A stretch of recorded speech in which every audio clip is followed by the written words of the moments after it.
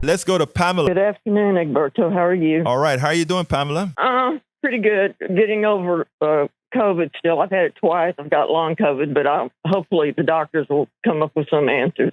Well, Anyway, I I wanted to hope you ask get you- better. Go ahead, ma'am. What do we do? I know organizing is the big word, but what do we do is just the average retired person. What do we do to help turn Texas blue? Let me first tell you. I like to say turn Texas progressive because these are the policies that we. Yeah, I'm with you. Yeah, I'm with you. Yeah, and these are the policies we need to make sure people have health care, to make people sure they have education. And let me tell you, no despair, but let me tell you what, after what happened in with our national races with Abbott and Patrick beating Beto and my good friend Collier, I can tell you that the National Democratic Party will probably completely abandon Texas, which means Texas is going to be going forth on their own. And I believe it or not, I think that's a good thing. And let me explain why. So my thought is as followed, right? And this is not a short-term thought. It's a long-term thought. I interviewed some guys in Liberty County. Liberty County is a very red county that continues to vote against their own interests. But the party there decided that they are going to finally not just do the numbers and say a Democrat lives here and a Democrat lives there and a Democrat lives there. And we are going to just try to get all Democrats to go out to vote. I mean, if all Democrats in Texas voted, Texas would be a blue state. But I don't even want that. I want people to vote their interests. And how do we do this? We have to engage with those people who don't necessarily think they want to engage with us. In other words, let me give an example. I don't remember if it's Yoakum, but I'm going to use this town Yoakum as an example. Yoakum has lost its only hospital. It may not be Yoakum, it may be somewhere else. Has lost its own hospital. Its hospital. It lost that hospital because Greg Abbott and Dan Patrick, because of their ideological sternness, refused to accept something called the Medicaid expansion to the Affordable Care Act. Yeah, I remember. Okay. I'm still ticked off at him about that. Right. That And was because of that. Inhuman. Right. Now, Houston has a lot of hospitals that even if you don't have that, if you go into an emergency room sick, you can get care. But if you live in Yoakum, Texas, if you have some sort of an emergency, you're in a little town that has nothing left. And the person who hurt you was Governor Abbott and Dan Patrick. But those people don't know that because my subject today was local news gone, right? And folks, if you want, since I'm talking to a lot of people on air, please go to politicsdoneright.com/newsletter to finish reading the article that I wrote on local news, on local papers going away, etc. But here's what happens.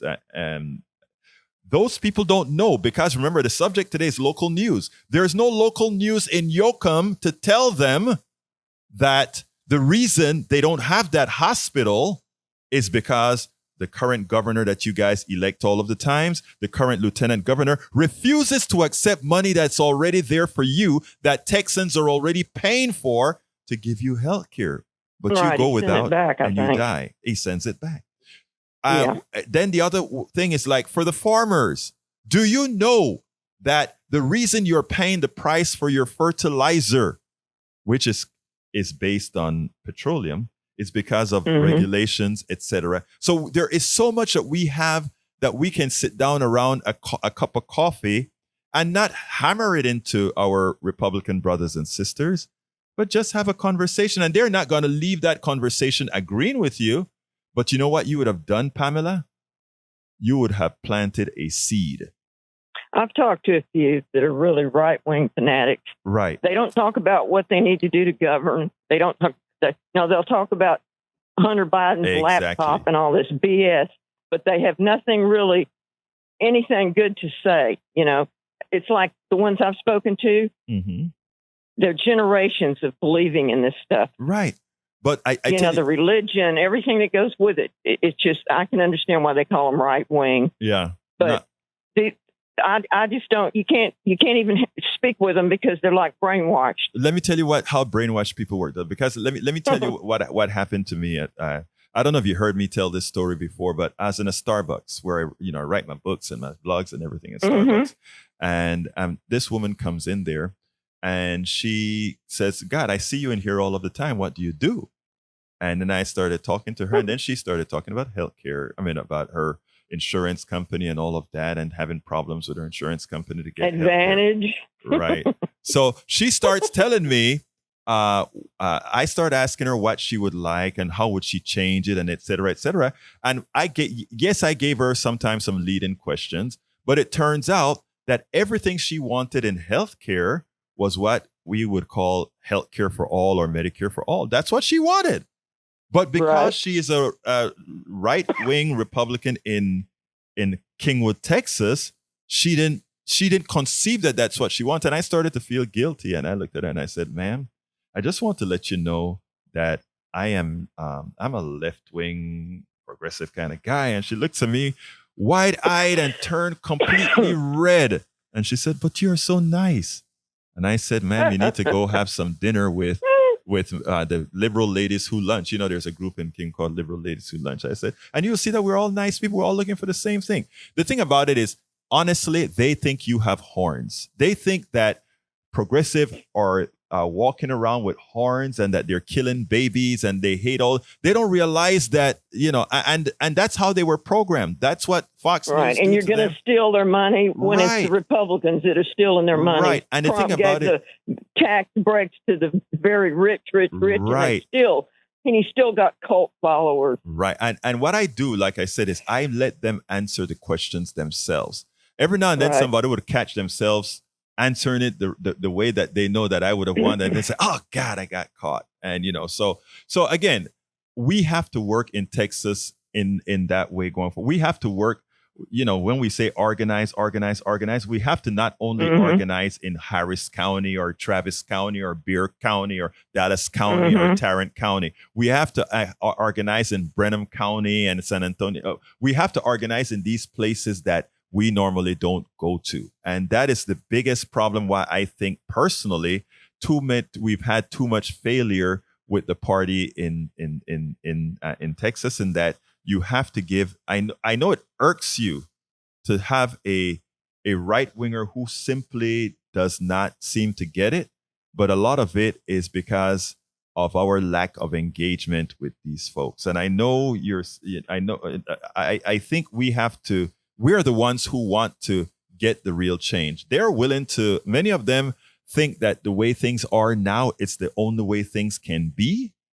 And we know better.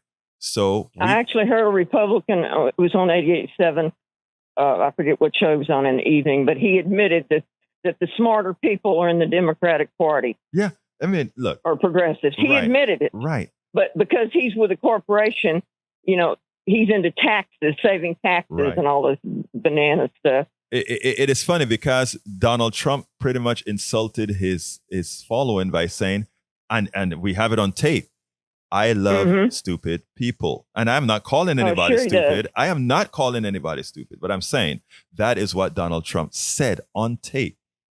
And you sit down there and you're like, oh my God, how dare you tell people that? And then the next thing you know, there's a meme that comes out with people that he said that to are willing to. It's so funny. But he's a very desperate guy. Right. I wouldn't even call him a man. He's a very desperate guy because of all the crap he's still doing out on the streets, talking and saying all the stuff he's saying. But he has no life. Right. I have because hope. He needs money. Yes. I have hope. And I believe more in the American people. Like I said, when I decided to do this stuff 100%, in other words, dedicate my life to this, I figured everybody, just about you can speak to just about everybody, Pamela. And it doesn't matter that they listen to you the first time, the second time, the third time, the fourth time, but eventually they'll listen to you.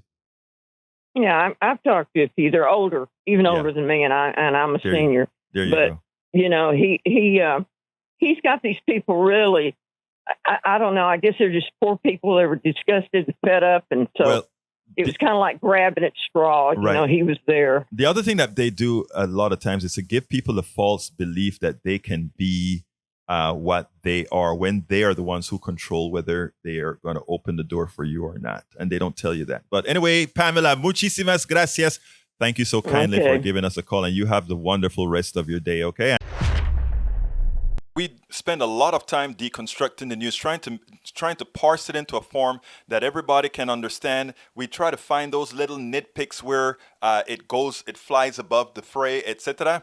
If you really like these videos that we do, I want to ask a big favor. Please go ahead, number one, subscribe to our channel, and number two, please join if you can. Thank you so kindly for watching. Keep watching. Please remember to share. We must populate the entire internet with our progressive message, a message that we know is what most Americans say that they want. So help us, please join.